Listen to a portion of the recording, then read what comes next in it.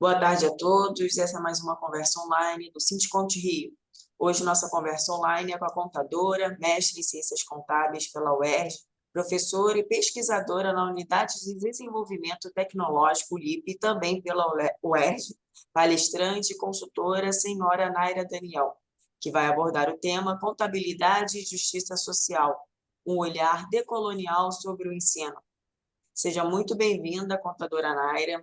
Obrigada pela atenção. Antes de passar a palavra para a senhora, passarei para a presidente do Sindicont Rio, senhora Diva Gesualdi. Boa tarde a todos, boa tarde, Naira, bom tê-la conosco, bom poder você apresentar um tema um pouquinho fora da nossa área do dia a dia, mas também importante e na divulgação e conscientização de todos nós, profissionais da contabilidade, e estendendo para todos aqueles que nos assistirem hoje ou estiverem nos assistindo depois na disponibilidade que temos no YouTube. Seja bem-vinda, fico feliz de ter uma ex-aluna de um tempo atrás, mestre hoje, e que deu continuidade aí na nossa área contábil. Assim como outras colegas que temos também, aqui a Silvia, por exemplo, a Valéria, que terminou também junto com a Naira o seu mestrado, e essa convergência de olhares é que faz com que nós sejamos cada vez mais plural. Então, Naira, passo a palavra para você e muito obrigada por estar aqui conosco. Obrigada, professora Diva. Eu quero agradecer a esse convite tão especial, estar nessa casa, falando para os contadores do Rio de Janeiro, essa casa tão relevante na luta pela classe, e a gente trazer um tema que que tem como principal objetivo a dignidade humana, né, e estar aqui nesse sindicato é tão representativo, é tão significativo, então eu agradeço demais essa oportunidade que eu estou tendo hoje. Bem, eu vou fazer o espelhamento aqui da minha apresentação.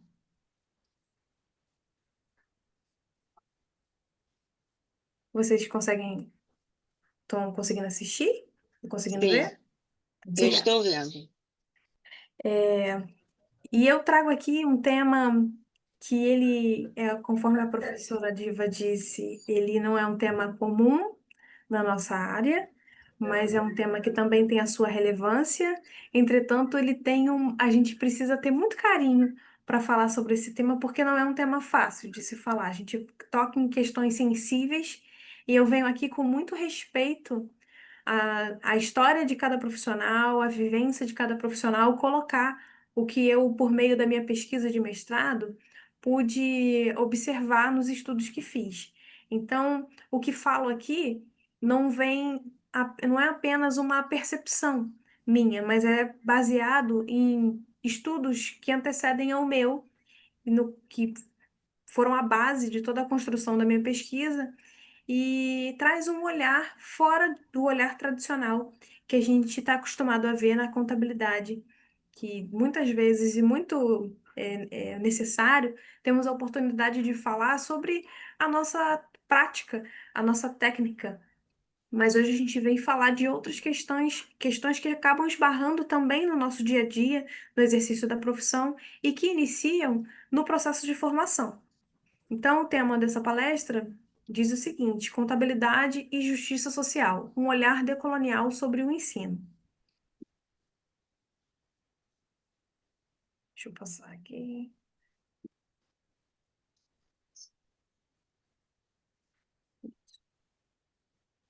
Aqui. Para a gente poder entender, começar essa conversa, eu preciso trazer alguns conceitos. E quando a gente fala de decolonialidade, a gente precisa entender que a gente está dentro de um contexto de desigualdade social. Todos nós sabemos disso, né, que o Brasil ele acaba representando muito mal essa questão da justiça social, porque temos muitas desigualdades sociais dentro do nosso país e acabamos assim representando um dos maiores países em relação às desigualdades sociais, em promoção dessa desigualdade social. E a gente precisa lutar para que a gente possa ter cada vez mais um país mais justo nessas questões sociais, para que todos tenham dignidade. E aí, buscando entender como que a contabilidade pode assumir um papel de responsabilidade nisso tudo, considerando que se há uma discrepância de desigualdades sociais, existe uma relações de poder para que se mantenham esse contexto de desigualdade. E por meio da abordagem decolonial, eu pude investigar uma percepção, investigar um caminho que trouxe respostas que me satisfazem para entender as dinâmicas sociais. Porque a gente pode usar diversas outras abordagens para compreender os fenômenos nos quais a gente está inserido. A decolonialidade, ela tem uns recortes que eu considero muito interessante. Mas antes da gente falar da decolonialidade, a gente precisa entender que a decolonialidade, ela vem da origem colonial. E como que isso reverbera, essa colonialidade reverbera na contabilidade. Como que a gente ainda permanece instaurando padrões coloniais por meio da contabilidade? Nossa, isso é estranho. Por muito tempo, por algum tempo, né, considerando que a decolonialidade é um tema novo na contabilidade, eu percebi alguma resistência quando eu falava sobre, porque é difícil a gente perceber que a gente se coloque em um papel de colonizador dentro do processo que eu posso ler também, não só como colonizador, mas de opressor dentro da prática contábil. E como que a gente acaba perpetuando essa postura, esses ensinamentos por meio do ensino em sala de aula.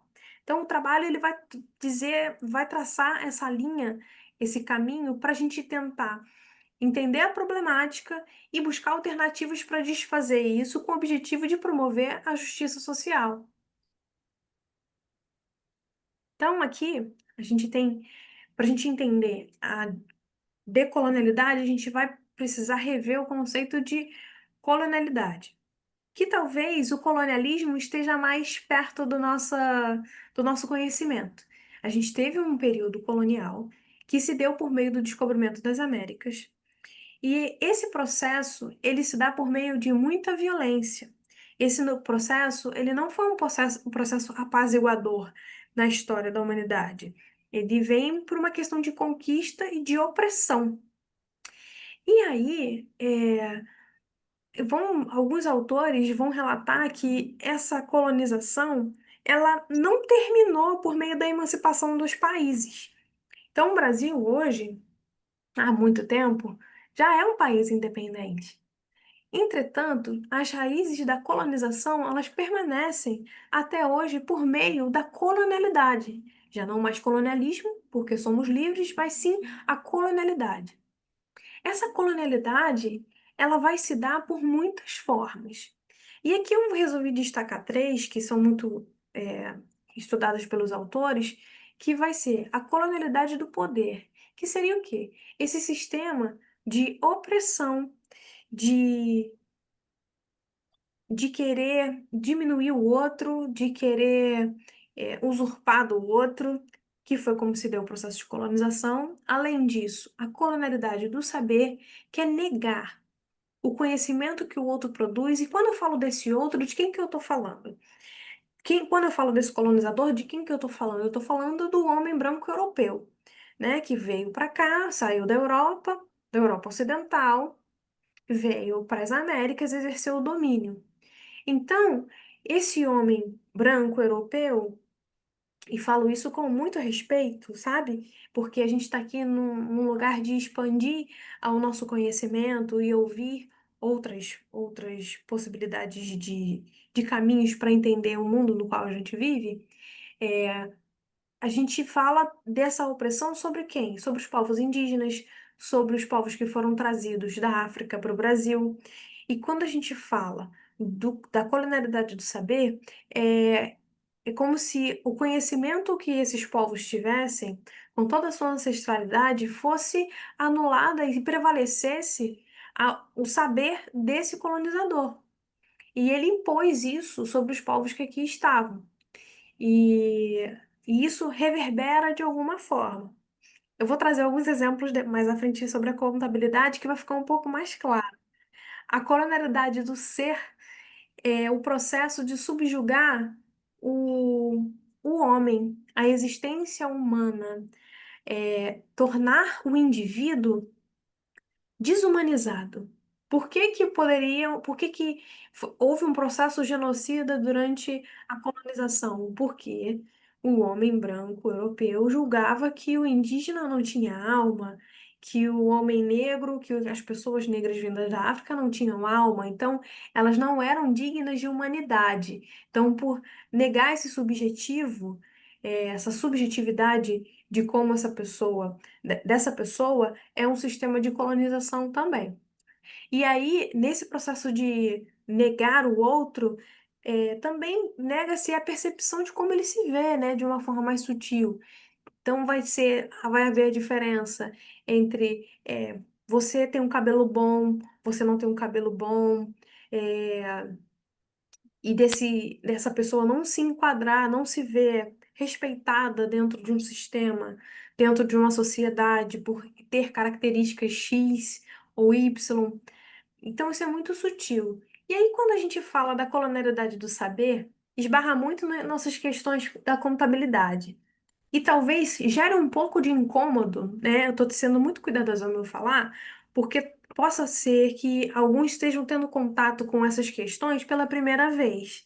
E não é doce ao paladar, né?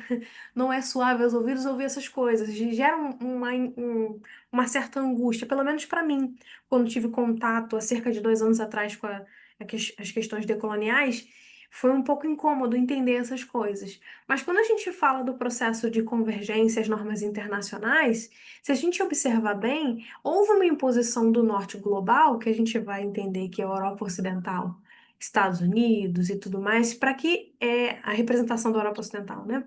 É, vai ter nesse conjunto que veio, né, de Londres, né, um conjunto, uma deliberação foi conjunta com outros países e tal, mas foi meio que imposta ao sul global essa mudança normativa, sem muita possibilidade de mudança, de adequação. Essa talvez não seria uma forma de colonização, sabe? Alguns autores dessa linha que pesquisam esse tema vão dizer que sim, vão dizer que é um processo de imposição, de colonização, de opressão, porque ouvindo, quando eu faço essa palestra em algumas instituições de ensino, alguns professores dizem assim: de fato, a gente não se questionou se isso era bom para a gente. A gente não se questionou, a gente estava preocupado em se adequar, em estar formatado de acordo com que a norma exigia, mas a gente não viu até que ponto seria bom ou se era ruim ou se aquilo que a gente tinha feito estava suficientemente adequado para a gente, porque já haviam normas antes, né? Por quê? Porque no Brasil foi uma adequação foi um processo que incorporou quase que na totalidade o que vem, né, do IFRS de Londres. Entretanto, outros países não fizeram dessa forma. Teve uma certa, adotaram, mas com bastante ponderações sobre aquilo que dizia a sua contabilidade local. Então, quando a gente fala desse processo de decolonizar, é a gente respeitar o que a gente tem por origem, o que a gente tem já como que respeita as nossas características locais. E aí eu vou trazer para vocês um conceito de decolonialidade que vai dizer o seguinte: decolonialidade, por sua vez, abrange não apenas os movimentos de transformação das ex-colônias europeias em Estado-nações independentes, que é a descolonização, né? Tem um Szinho ali muito sutil, que é esse processo de independência dos países que foram colonizados, como também os esforços de desligamento ou desengajamento subjetivo, epistêmico, econômico e político em face do projeto de dominação ocidental. Então, até que ponto a gente se inclina para que satisfazer a vontade de outros que nos dominam no que diz respeito ao saber, à produção do saber da nossa contabilidade? Tem um artigo de um jovem pesquisador que está fazendo o segundo doutorado dele está no segundo doutorado, que está cursando na Europa, o professor Paulo Henrique Homero. Ele Paulo Homero, né? Mais conhecido como Paulo Homero, Paulo Homero Júnior. Ele fala sobre ele fala sobre a síndrome de vira-lata que o contador teve, trazendo esse termo, síndrome de vira-lata, que é empregado aqui por um autor. Eu esqueci agora o nome do dramaturgo que usou esse termo, nesse processo de adoção das IFRS. Então, ele estuda como que se deu esse processo e percebe que poucos foram que praticamente ninguém dentro da análise dele questionou se de fato a IFRS estava adequada com a nossa realidade. Era boa, se houve alguma resistência de a gente defender o que já vinha sendo feito aqui, e se colocando de alguma forma, ou simplesmente entendeu dentro da síndrome de vira-lata, ele diz o seguinte: a gente entendeu que o que a gente fazia não era bom e recebeu de muito bom grado o que o norte europeu, o norte global fez, estava fazendo, e incorporamos isso sem questionar. Então, esse é um dos artigos que trata sobre isso, mas já vem gente desde a década de 90 falando sobre essas questões. E aqui eu coloquei uma imagem, né, desse processo de descoberta, né, da chegada dos portugueses na Bahia, porque a gente precisa, para mim, há uma necessidade da gente. Eu percebo que é uma necessidade de entender que não é um processo natural. Essa violência que a gente sofre dessa imposição de povos que não são brasileiros, são povos que precisam, que querem manter uma estrutura de poder sobre o que a gente produz, sobre o que a gente faz. Então, não é natural toda essa violência que acabam praticando contra nós, essa imposição que acabam praticando contra nós. E que violência é essa? Se estão negando o meu saber, se estão dizendo que aquilo que eu faço não é suficiente, aquilo que eu produzo em relação ao conhecimento não é suficiente, isso pode ser reconhecido como uma forma de violência também. Então, como que o meu recorte ele se dá no ensino da contabilidade?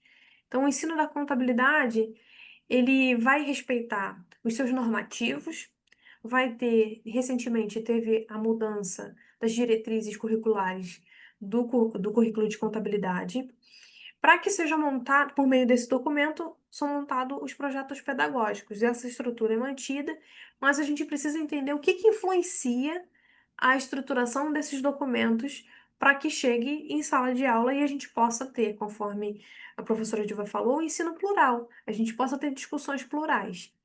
E aí, nesse processo de formação do professor da contabilidade, como que a gente está tendo uma postura dentro de sala de aula?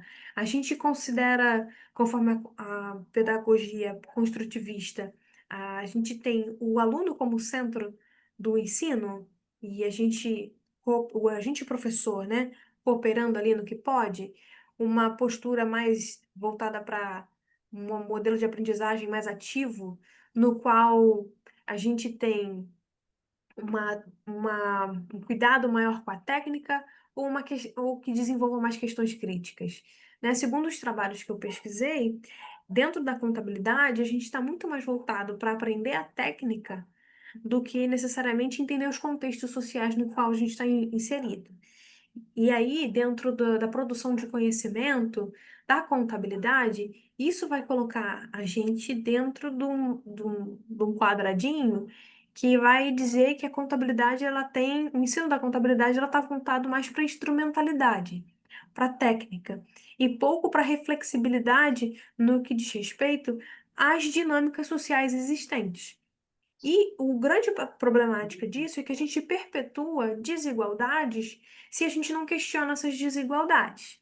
Então, a gente não percebe, mas a gente pode estar sendo, dentro dessa dinâmica, é, cumprindo, às vezes, um papel que não vai favorecer a, a justiça social, porque a gente não acaba não dando atenção para pequenas coisas que sempre foram feitas de tal forma e a gente vai entendendo que aquilo é o correto e vamos seguindo em frente da mesma maneira. E eu digo isso porque até para tratar sobre esse meu tema, decolonialidade, eu tive uma certa dificuldade de buscar, como é que eu vou dizer? Eu tive um apoio total da minha orientadora, mas um pouco de resistência de alguns docentes que não entendiam. Falaram assim, não, mas por que que você não vai pesquisar sobre auditoria? Por que que você não vai pesquisar sobre tributária? Por que que você não vai pesquisar sobre uma questão técnica aí que está mais... Por que que você não vai falar de custos? E existe muito essa preocupação que é completamente pertinente, a gente precisa sim falar sobre as questões técnicas, mas a gente não pode deixar de considerar como que essas questões técnicas estão sendo feitas. Por quê? Deixa eu ver qual o outro. Por que que eu estou falando isso? Porque ao longo do meu processo de formação, e se eu estou agora buscando, né, enxergar as coisas de um modo diferente, eu consigo olhar para trás e perceber que no meu processo de formação eu tive pouco contato com autores que não fossem autores brasileiros, autores negros na contabilidade. Eu tive poucos, assim, eu não tenho lembrança. Autores latino-americanos, então, não tenho recordação nenhuma. Eu tenho recordação de ler autores norte-americanos, eu tenho autores europeus, eu tenho recordação de ler livros de contabilidade que eram muito semelhantes a esses autores internacionais do norte global, não do sul global. Então, não era percebido por mim, ao longo da minha formação de graduação, uma valorização da produção do conhecimento que considerasse as nossas realidades, a nossa realidade brasileira, mas sim, às vezes, até o próprio estudo de caso que era tratado dentro do livro tinham questões que não correspondiam com a nossa realidade financeira, com a nossa realidade econômica. Eram sempre estudos de caso de outro país que tinha outra situação e que não tinham muita ligação com a gente. Então, essa falta de cuidado nos afasta de valorizar aquilo que a gente tem e de fortalecer, porque se a gente está cada vez mais eh, conhecedor, a gente está mais cada vez inclinado a conhecer a nossa realidade, a gente, enquanto profissional da contabilidade, consegue atender às necessidades muito mais prontamente. E aí, como eu disse, eu não cheguei a essas conclusões que eu estou falando aqui sozinha, né? Eu cheguei aqui considerando uma série de outros autores que me ajudaram, né, a chegar a essas conclusões. Mas antes disso, eu quero ler essa frase porque ela me tocou muito de um estudo de 2021 do McPhail, que diz o seguinte: a contabilidade tende a dessensibilizar, essa é a percepção dele, tá, gente? E eu concordo sim, a contabilidade tende a dessensibilizar os indivíduos, tornando-os propensos a agir de forma desumana em determinadas circunstâncias. Por quê? Porque a gente está com um relatório a linguagem do relatório é financeira. E nessa linguagem financeira, a gente esquece que o que está por trás ali são vidas. Não são números apenas, são vidas. Então, quando a gente fala de corte de custo, de redução de pessoal, a gente está falando considerando que a gente tem que aumentar o lucro, mas esse aumentar o lucro tem limite? A gente vai aumentar até que ponto? Qual é o limite para a gente aumentar esse lucro? O que que a gente vai considerar aqui? Qual é o processo humanizador? Qual o critério humanizador que a gente vai olhar? Ou a gente só está olhando para o lucro sem olhar para nada em volta, sabe? Então a gente precisa ser um pouco mais honestos conosco mesmo, porque quando a gente diz respeito ao patrimônio como objeto de estudo da contabilidade, a gente está falando de um patrimônio que é tomado por uma pessoa jurídica, mas que esbarra num conjunto de coisas que estão em volta. Por exemplo, a vida das famílias que prestam serviço para essa empresa e que esses trabalhadores, a família desses trabalhadores que trabalham nessa empresa e a natureza que está em volta, que fornecem os recursos também. Então, até que ponto a gente pode simplesmente querer aumentar o lucro e ignorar todo esse contexto social que está em volta nessa dimensão, né? E aqui eu falo dos autores que eu precisei, acabei conhecendo e que já falam disso, sobre isso antes de mim. São pessoas que são muito dedicadas ao tema, que falam especificamente sobre a questão decolonial na contabilidade.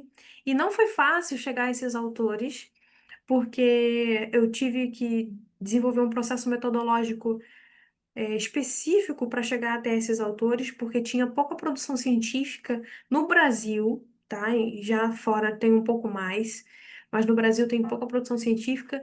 E, entretanto, eu quero aqui deixar, falar o nome desses autores, que eu tive a oportunidade de conhecer esses três principais aqui que eu vou falar, que é a professora Fernanda Sauer Brown, da UFRJ, a professora Cleia, que é da Rural, e o professor Alex Faria, que o professor Alex Faria já pesquisa sobre isso há muito tempo. A professora Fernanda Sauer Brown foi o os primeiros textos que eu tive contato.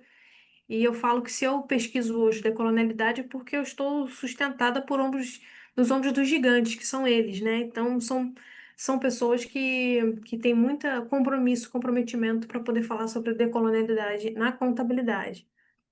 E aí, os trabalhos dele vão dar sugestões de como que a gente pode efetivamente ter uma atitude decolonizadora no ensino da contabilidade. Porque se eu entendo, se eu naturalizo desigualdades, e por que o meu cuidado, né? Perguntaram assim, mas por que que você fala sobre isso? É porque eu falo para alunos, o aluno de hoje é o empregador de amanhã. Ele vai estar contratando, ele vai estar demitindo, ele vai estar gerenciando. E se eu se eu consigo levar para essa pessoa um dinamismo, uma visão que mostra para ela a dinâmica social na qual a gente vive, talvez isso faça com que a postura dela, as atitudes dela sejam um pouco diferentes no dia a dia. Que ela não vai naturalizar certos processos e vai sim ser um agente de mudança nesse processo todo, né?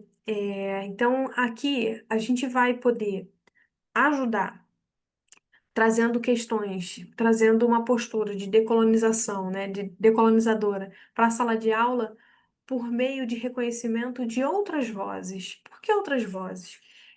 Particularmente, e já tem estudos que falam sobre isso também, a gente tem uma formação contábil muito voltada para a área financeira, para a área do mercado financeiro. E por que será? Por que será isso? Por que que a gente não tem. A gente tem em geração de riqueza um fator muito importante, né, voltado para essas empresas. Entretanto, por que que outros tipos de grupos também não são valorizados, já que o ensino deveria ser plural, né? Então, a gente acaba aprendendo muito mais um segmento do que o outro. E existe um interesse nisso, porque na contabilidade financeira, a gente está fomentando a informação para os grandes detentores de capital. Mas esses grandes detentores de capital, eles não são produtores de riqueza, né, para o país no qual, geralmente são multinacionais, no país no qual eles estão situados, eles estão situados naquele momento. Por exemplo, uma multinacional que vem para o Brasil, ela financiariza aqui, ela tem suas atividades de financiarização, mas o que não é produzido bens que vão permanecer aqui e vão tornar o Brasil mais autônomo, né, economicamente falando. É só uma questão de exploração desse capital que vem aqui, usa, já não está dando certo aqui, retira esse capital e vai para outro. Então, existe todo um cuidado que, se a gente pudesse fortalecer a nossa economia interna por meio também de outros segmentos empresariais, de outros grupos empresariais, a gente talvez poderia dinamizar, poderia distribuir essas riquezas e reduzir as desigualdades sociais. Então, pensar também aqui, conforme está escrito no primeiro artigo, modos da ideologia de colonialidade em materiais didáticos de contabilidade. Pensar em pensadores brasileiros, né? A gente considerar pensadores brasileiros. É, eu estudei o sociólogo Bourdieu, tive aulas, né, sobre Bourdieu, tive aula sobre Michel Foucault, mas a gente tem Darcy Ribeiro, a gente tem aqui Paulo Freire, a gente tem aqui Milton Santos, outros grandes nomes conhecedores da nossa realidade que nos ajudam a compreender as problemáticas nacionais e que a gente pode agir em linha. Não que Bourdieu e Foucault não sejam bons, logicamente são, mas por que que a gente precisa necessariamente estar incorporando, né, no nosso ensino esses autores europeus que estão distantes das nossas problemáticas?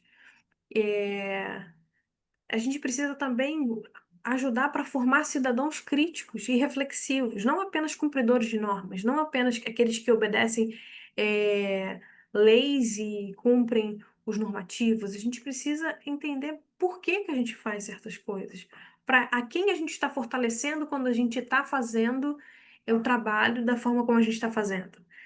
Então, isso precisa estar dentro da gente, senão a gente se torna uma engrenagem dentro do sistema e a gente não vê, depois de um tempo, pode não perceber que não há razão no nosso trabalho. Então a gente precisa ser conhecedor disso, pensar sobre isso, gastar tempo debatendo essas questões.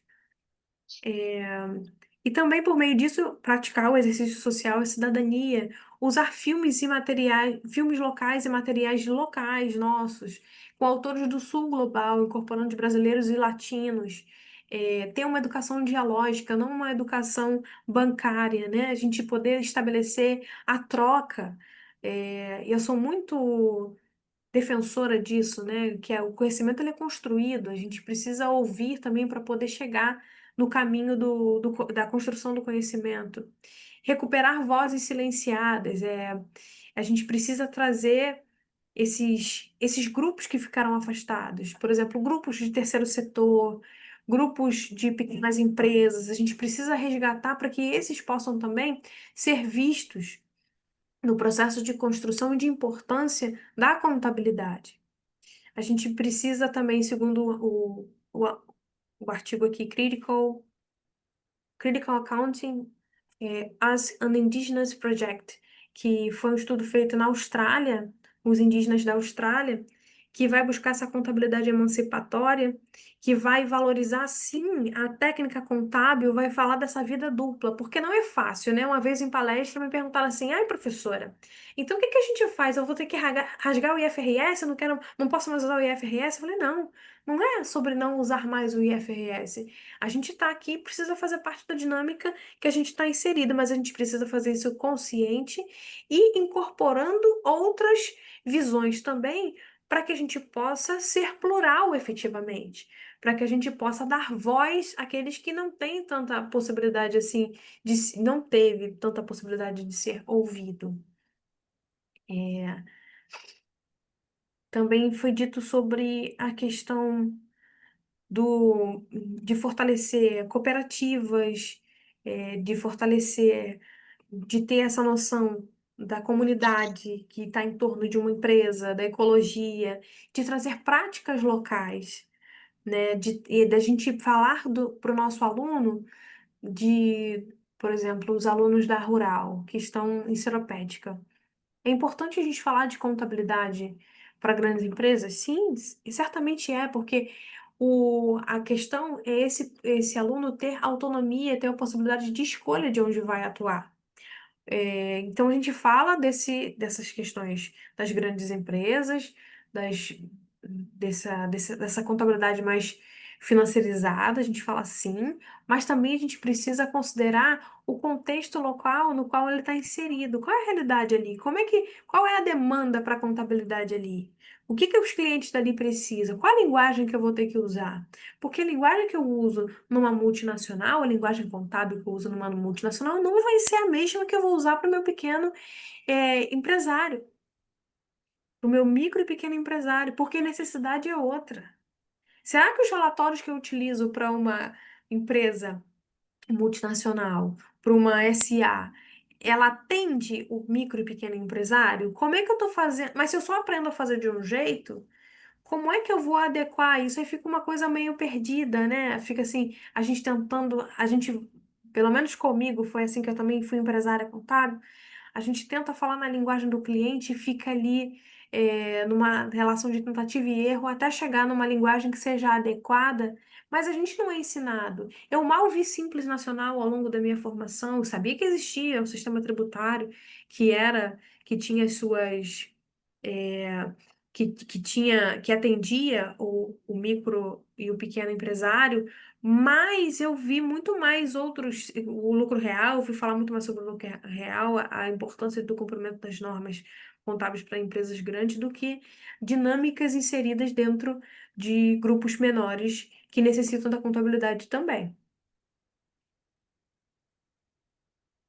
E aí, para poder falar um pouquinho mais do meu trabalho, eu tive a oportunidade de falar, de fazer uma pesquisa que ela usou métodos qualitativos, foi uma pesquisa que usou análise de documentos, né? Tem todo um rigor, né, para a gente elaborar uma pesquisa científica.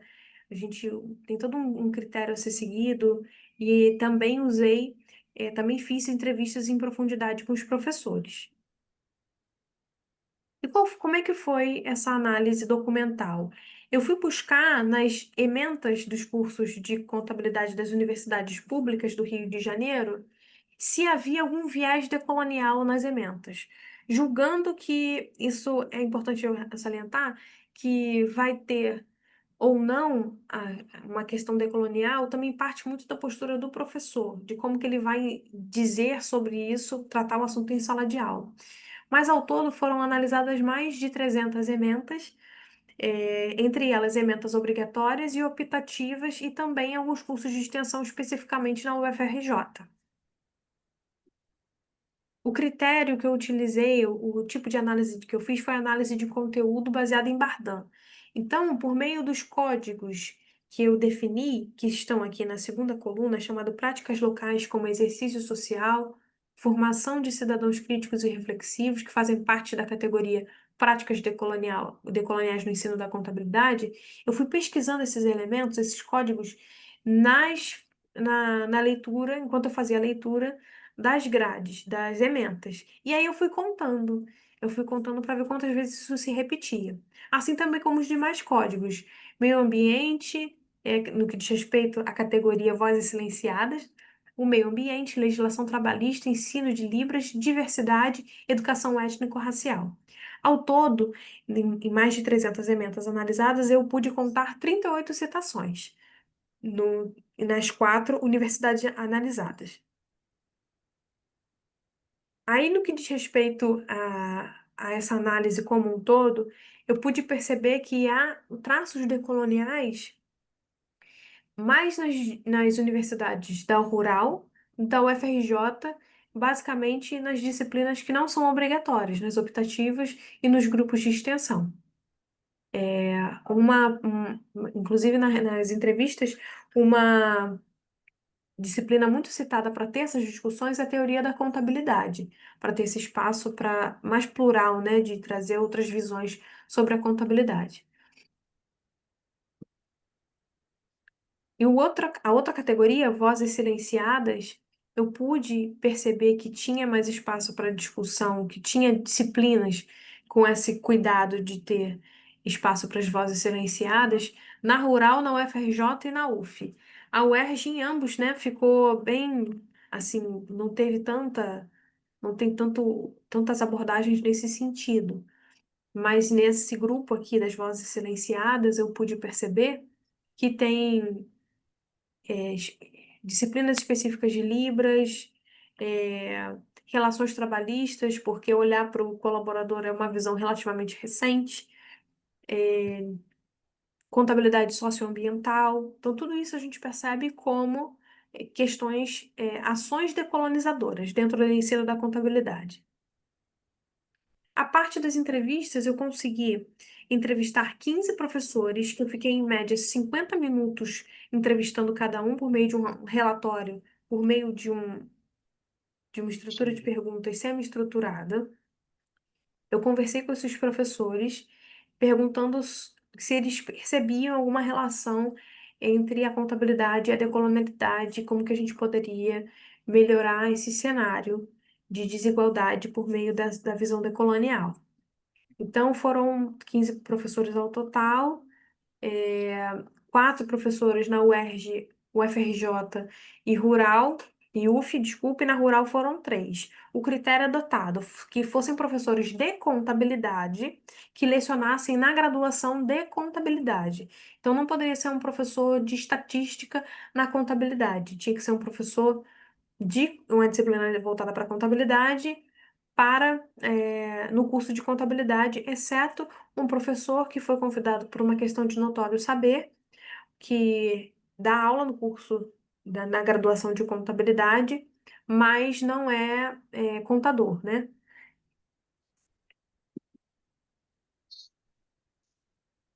Então, aqui a gente teve também, usou o mesmo critério, análise de conteúdo baseado em Bardan, e aqui a gente pôde evidenciar por meio dessas entrevistas que foram transcritas e ali por meio dos códigos estabelecidos, eu pude marcar e contar quantas vezes ele fez alguma colocação que remetesse à decolonialidade, a ações que dizem respeito ao movimento que emancipa o contador ou o estudante de contabilidade dessas questões da dominação e desse fortalecimento das estruturas de poder.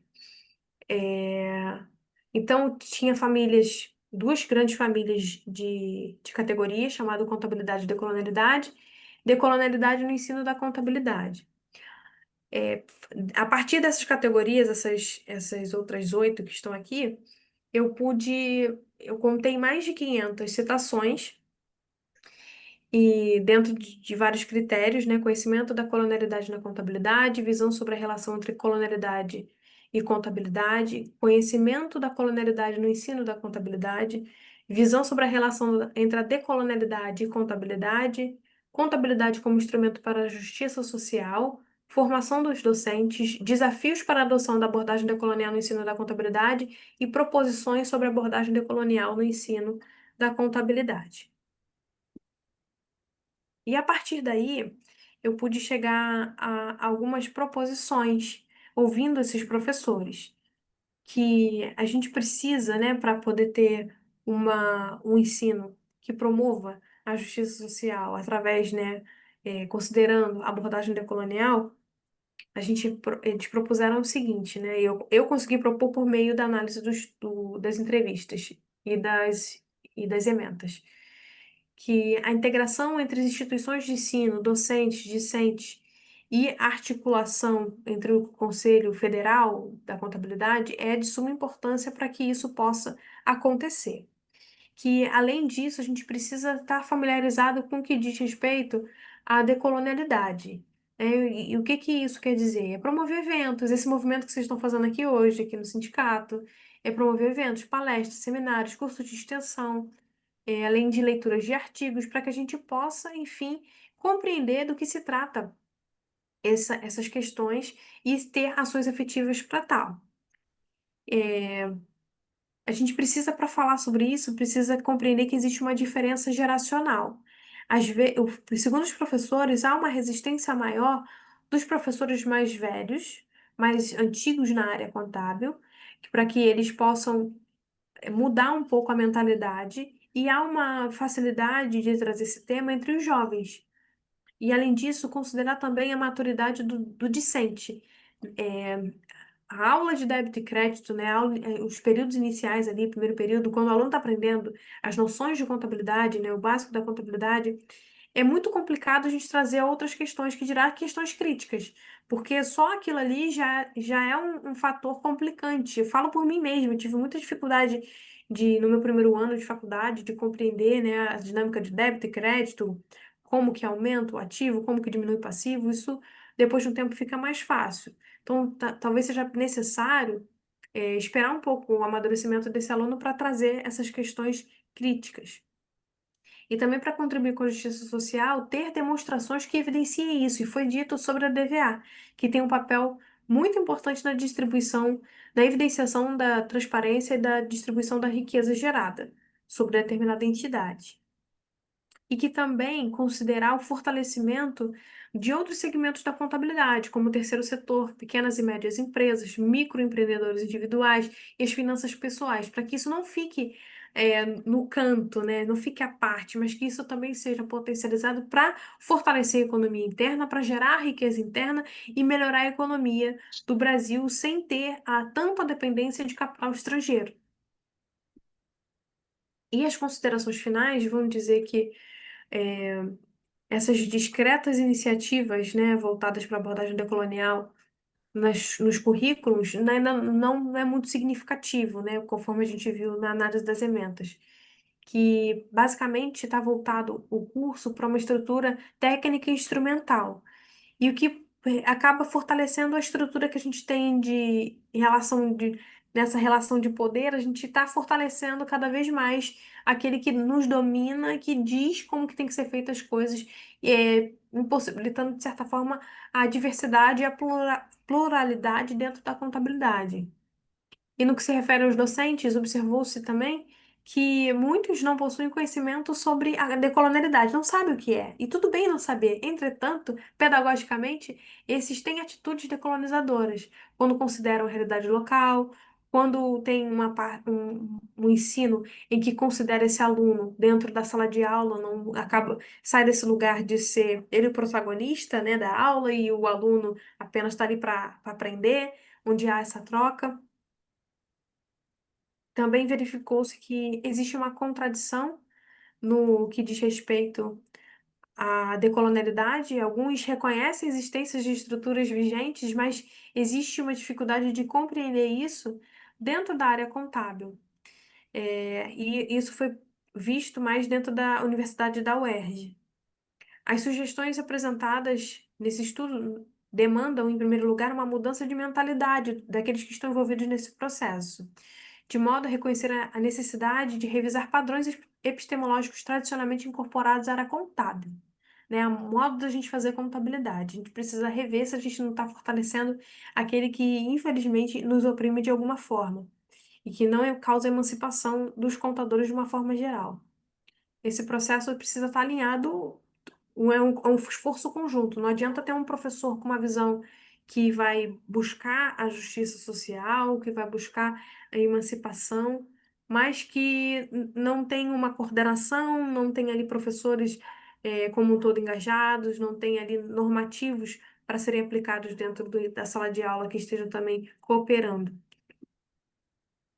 E aí, como síntese, eu posso dizer o seguinte: conclui-se que a incorporação de perspectivas da perspectiva decolonial no ensino da contabilidade constitui uma prática de dignificação humana, ao reconhecer a pluriversalidade cultural e intelectual, promovendo a justiça social.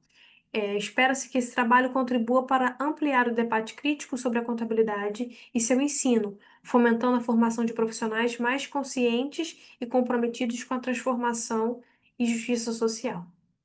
E é isso, eu agradeço a oportunidade. Oi, né? Valeu, Naira, muito bom. É um olhar bem de ser humano. Como a gente costuma falar, toda a parte estrutural, cadeiras, mesas, computadores e tecnologia, tudo isso é muito importante. Mas o ser humano que move isso são as pessoas que estão lidando em todos os segmentos aí da sociedade, e principalmente aqui na nossa área contábil. Esse seu trabalho, e é um trabalho mesmo bem inicial, vamos dizer assim, porque creio que você deve ter encontrado várias barreiras para poder superar e conseguir concretizar esse trabalho, chegando a essas conclusões e essas pesquisas, não tantas no Brasil, mas é um assunto importante, relevante para a gente estar debatendo em várias ocasiões. Você depois, a gente terão várias oportunidades de continuarmos apresentando esse assunto, e não apenas aqui na nossa conversa pelo sindicato, mas também em outros locais que a gente, à medida que tomarem conhecimento dessa vertente, vamos dizer assim, a gente possa ter colegas nossos que estão trabalhando com grades curriculares, que ano que vem a grade curricular, né, estará modificada, e colocar isso para os coordenadores, enfim, é um trabalho, sim, bastante interessante. Parabéns aí pela sua pesquisa. Foi bom ter você aqui conosco também expondo para outros colegas. E eu vou pedir a Evelyn, não sei, Evelyn, se teria alguns colegas que quisessem fazer alguma pergunta, alguns colegas que estão aqui presentes conosco, que possa já ter passado para você algum questionamento. Temos, Evelyn? Isso, no chat, Pedro Mendes fez essa pergunta: você acha que esse pensamento, né, aprendizado, deveria vir do ensino básico? Não é mais difícil mudar a cabeça dos estudantes na faculdade, que já vem com o pensamento mais formado? Esse é o Eu questionamento acredito, dele. certo. Obrigada pela pergunta, Pedro. Obrigada pela sua presença aqui em poder assistir. Eu acredito que a gente está num processo, não só na contabilidade, né? Eu estou falando de decolonialidade na contabilidade, mas em outras ciências já está sendo debatido com mais tempo, sabe? Então, principalmente na história, né? Trazendo aqui o exemplo da história. Existem outras visões sobre a história, principalmente do Brasil, que a gente vai contar sobre o dia do descobrimento, o dia 22 de abril, e vão ter outros autores, né, decoloniais, que vão falar assim, não, não é descobrimento. É o dia da grande invasão. Então, isso traz uma outra perspectiva sobre a mesma história. E isso tende, eu acredito que daqui a algum tempo, a gente vai conseguir levar para as crianças outras perspectivas e perspectivas decoloniais sobre a construção da ciência, né? Até de algumas. Tem outros autores que falam sobre isso com mais profundidade, né? Que parece que todo conhecimento foi desenvolvido, de conhecimento matemático, o conhecimento filosófico, foi desenvolvido na Europa. E o restante do mundo não era produtor do conhecimento. Aí tem alguns autores que vão questionar essas questões. Será que foi mesmo lá? Ou será que incorporaram, venderam essa ideia para gente por meio dessa imposição do conhecimento? Desse processo de colonização.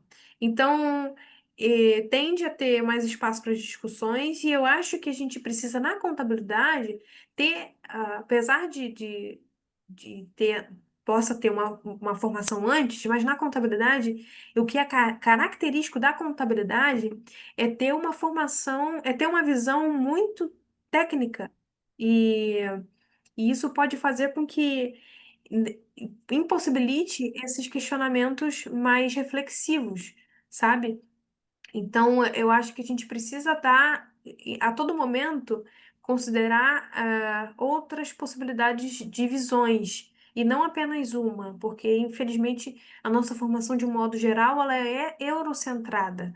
A própria colocação do mapa mundi que a gente aprende que coloca a Europa no centro, isso já diz muita coisa, né? A gente tem outras formações de mapa mundi que não chegam até nós, por conta dessa imposição colonizadora.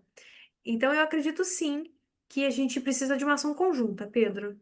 A gente precisa dessa ação conjunta tanto na educação básica e, posteriormente, especificamente na contabilidade, para formar contador que tenha não só a formação técnica, que é fundamental, mas também crítica sobre o contexto do qual ele está gerando informação.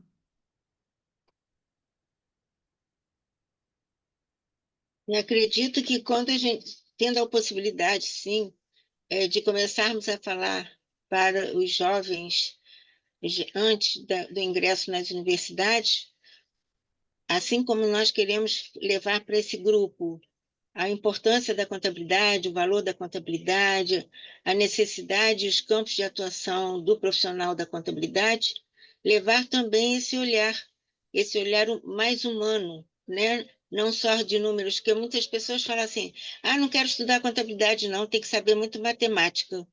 Esquecem que nós não produzimos só números, Nós produzimos relatórios, nós produzimos pareceres, nós produzimos laudos, nós produzimos relatórios com notas explicativas consubstanciadas em números, mas que também traz muito conteúdo e que não é só um número.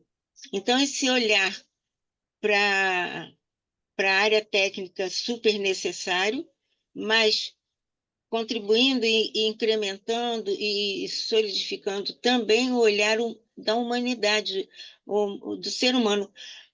Muitas vezes a gente fala, o médico, repito isso sempre, o médico é o técnico, é o especialista, e nós vamos fazer uma consulta no melhor especialista que a gente possa, mas se por um acaso ele não tiver êxito na medicação ou no tratamento que nos indica, e acontecer uma falha e o paciente morrer, o médico continua vivo. Nós, enquanto médicos, fazendo um paralelo das organizações, das empresas, nós, se não fizermos os melhores relatórios, os melhores estudos, não só produzindo números, mas mostrando o que esses números representam, onde iriam, onde levar, certamente não é só o empresário que nós estaremos prejudicando, são outros colaboradores dele, no mínimo três. Ele, empresário, aquele que colabora com ele no trabalho e aquele que faz os serviços gerais. Cada uma dessas pessoas, no mínimo, tem um dependente. Aí são seis. E se essa empresa ela não for bem gerida, ela morre. E ela morrendo, nós morremos juntos, profissionais da contabilidade, porque perdemos aquele trabalho. Então, a nossa responsabilidade é muito grande e o nosso olhar crítico, sim, reflexivo, é muito de reflexão, esse trabalho que você trouxe aqui para nós, e acredito que a gente deva começar lá do ensino básico, se possível for, se nós tivermos braços e nós tivermos pessoas interessadas, e sei que temos na Academia de Ciências Contábeis do Estado do Rio de Janeiro, nós temos muitos colegas da área de ensino, acadêmicos da área de ensino também, voltados para esse olhar. Vamos trabalhar juntos, teremos parceria, né, com a academia também, vamos conversar com essas outras entidades e vamos tentar trazer, conforme foi o questionamento feito, muito válido, de ver como ingressar nesse outro grupo, né, de estudantes. Pedro, foi muito boa a sua colocação. Se você quiser fazer alguma consideração, a bola está contigo.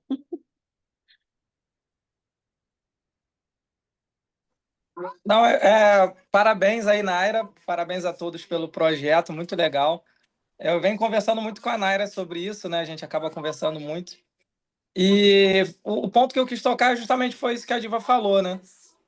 Muito mais do que só a contabilidade, tem outros fatores que a gente precisa entender. E acredito muito que vai ser difícil, né? A gente está tentando, pelo menos, mudar esse pensamento na contabilidade, mas muito do que é aplicado na contabilidade a pessoa já traz dela como pessoa, da cultura dela, dos aprendizados desde quando é criança, né? Então, se nesse processo de aprendizado, de crescimento da pessoa, ela não tiver esse pensamento, fica um pouco mais difícil da gente mudar isso lá na frente, quanto a pessoa já criada, né? Mas a gente vai fazendo aquilo que a gente pode. Se a gente não consegue atingir todo mundo, uma pessoa que a gente atingir já é alguma coisa que a gente já transformou e vai virando aquela teoria do caos, né? A gente muda uma, essa pessoa muda duas e depois muda quatro. E acredito que o nosso conhecimento e essa mudança a médio e longo prazo será grandioso, né? Mas é isso, obrigado aí mais uma vez e boa tarde para todos. Valeu, obrigada, hein? Será que a Valéria quer fazer alguma contribuição no olhar dela que possa agregar para nós mais alguma outra ação, alguma outra sugestão, enfim? Se estiver à vontade, Valéria, a bola pode estar com você também.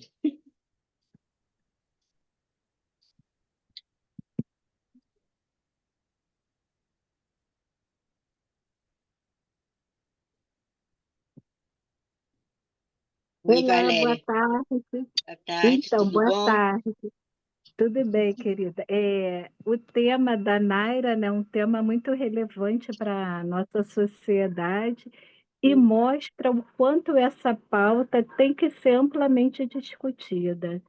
E ela é a pioneira, né, na UERJ a levantar essa questão da decolonialidade. Como colega de curso com ela, eu pude compartilhar toda a sofrência, as barreiras que a gente teve que enfrentar com um tema tão delicado, mas que com maestria e perseverança, que ela teve um apoio incondicional da nossa orientadora e a perseverança dela também, que como ela mesma se descrevia, né? Uma mestranda apaixonada, uma mulher forte, mãe, na luta ali por seus ideais e, de alguma forma, mostrar um novo olhar, né, para a sociedade, que a contabilidade ela acaba excluindo muitos corpos, então é preciso estar atento a novos olhares, a novas falas e a novos conhecimentos. Isso, muito bom. Isso aí, estamos juntas. Vamos fazer alguma outra conversa, agregando aí mais valores, certo? Muito bom ter você aqui conosco. Tá, Silvia, obrigada. embora você esteja especializando na área tributária, tão importante, quer fazer alguma contribuição? Aproveitamos, vamos incluindo.